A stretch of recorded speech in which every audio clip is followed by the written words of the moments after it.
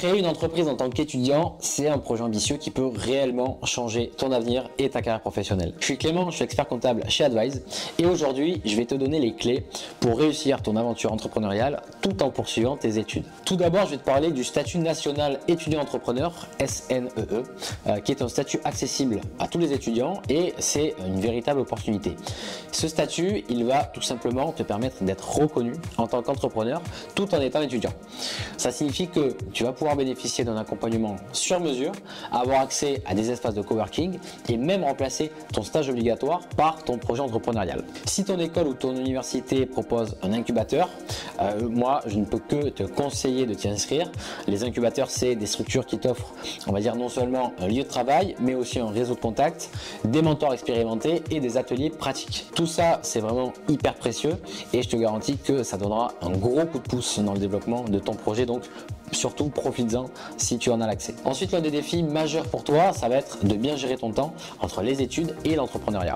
Et pour réussir, je te conseille de planifier ton emploi du temps pour l'année à venir en divisant par trimestre ou par semestre en fonction des dates de tes examens ou de tes partiels. Utilise les périodes moins chargées à l'école, comme les vacances ou les moments où tes journées de cours sont moins denses, pour te concentrer sur ta société. Si tu es vraiment motivé par ton projet, tu auras peut-être assez d'énergie pour travailler sur ton projet durant les week-ends ou même les soirées et tu verras que plus tu avances dans le développement de ta société, plus tu auras envie de passer du temps dessus. C'est un petit peu un cercle vertueux.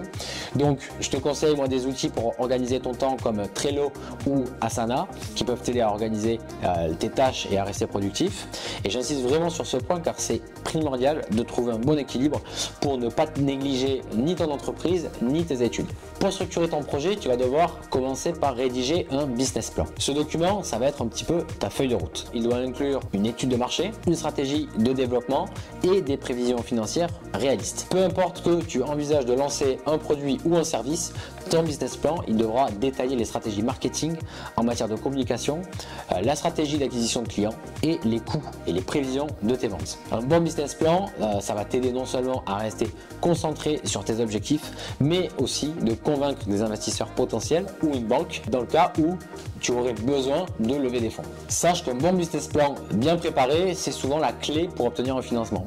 Et si tu as besoin d'accompagnement pour rédiger ce business plan ou de l'aide pour affiner tes projections financières, je t'encourage à prendre rendez-vous avec notre équipe Advise en cliquant sur le lien dans la description de la vidéo. On sera ravis de t'aider à structurer ton projet pour en faire une réussite. En parlant de financement, sache qu'en tant qu'étudiant, tu as accès à plusieurs dispositifs de financement.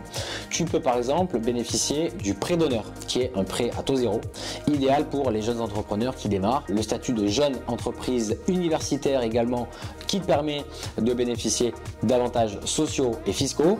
Tu as la prime jeune de 1 000 € qui est distribuée par certains réseaux d'accompagnement comme l'ADI, ADIE ou France Active en répondant à certains critères.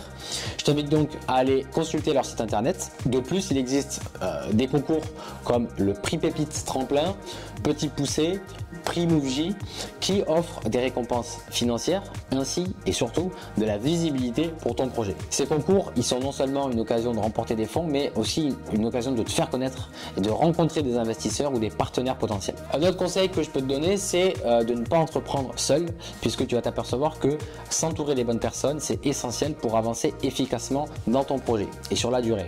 Je te parle d'abord de la famille, des amis, mais tu vas pouvoir également travailler avec un mentor expérimenté ou collaborer avec d'autres étudiants qui ont des compétences complémentaires et ça peut faire toute la différence. Par exemple, si tu es bon en marketing mais un peu moins à l'aise avec la gestion financière, eh bien cet entourage-là va pouvoir t'aider gracieusement.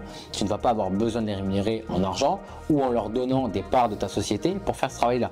Ce qui va te permettre à toi de garder 100% des parts de ta société et 100% de la trésorerie et donc de ne pas diluer ta participation dans ta boîte. Tu peux néanmoins envisager de t'associer, c'est aussi possible, avec une personne de ton entourage si tu penses que vous êtes complémentaires et que votre relation elle peut fonctionner dans la durée.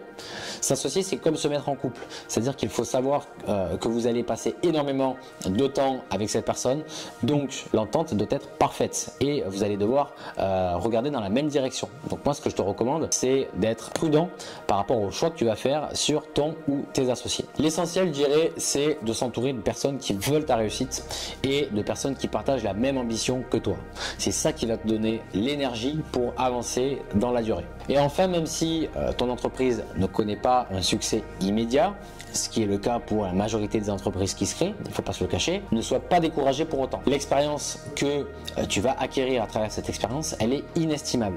En tant qu'étudiant entrepreneur, tu vas développer des compétences pratiques, par exemple en gestion de projet, tu vas travailler sur la prise de décision et ta capacité à résoudre des problèmes, et tout ça, ça te servira tout au long de ta carrière. Donc ces compétences-là que tu vas développer, elles vont également te donner une confiance en soi et une autonomie que tu n'aurais peut-être pas acquise autrement. Donc pour conclure cette vidéo, créer une entreprise pendant tes études, c'est un défi, mais avec les bons outils, un bon réseau et un accompagnement adéquat, tu peux transformer ton idée en une entreprise florissante. Il n'y a pas de raison. Si tu as besoin d'un accompagnement personnalisé, Advize est là pour t'aider à chaque étape de ton parcours entrepreneurial, tant sur des questions comptables, fiscales, juridiques et sociales. Et pour ne rien rater de nos conseils et astuces, je t'encourage à t'abonner à notre chaîne YouTube et TikTok Advize. À très bientôt et bon courage dans cette passionnante aventure. Salut!